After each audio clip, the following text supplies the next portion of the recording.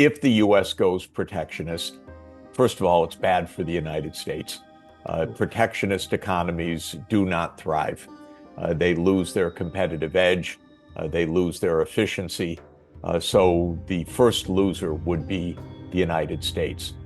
To judge by the experience of 1931, when the U.S. imposed very high tariffs in what are called the Smoot-Hawley tariffs, or the Hawley-Smoot tariffs, depending on who gets the first billing for this huge mistake. This led to a cascade of protectionism all over the world in the 1930s that was catastrophic. There was a collapse of global trade. There was a collapse of peaceful relations among countries, and there was eventually the return to World War.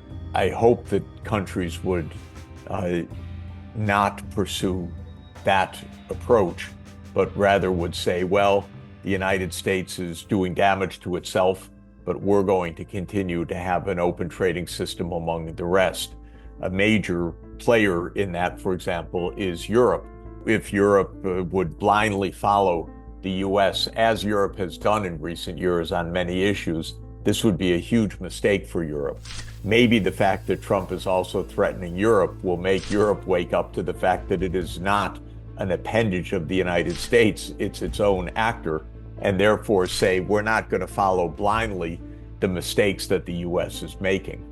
Now, when it comes to China, I think that China, of course, should argue for the US abiding by its commitments under the WTO, the World Trade Organization. The US won't do so under Trump, most likely.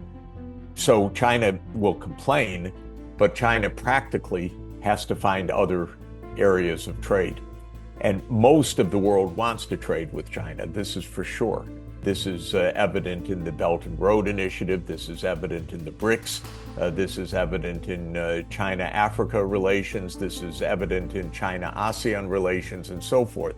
If the U.S. absents itself from the open trade system, there's a big world other than the U.S., and China will be the low-cost provider of many of the key technologies in the rest of the world. If the U.S. goes protectionist, by the way, the U.S. will have a harder time being competitive with China because the U.S. will produce high-cost domestic industries behind a tariff wall, but then be unable to compete with China in third markets.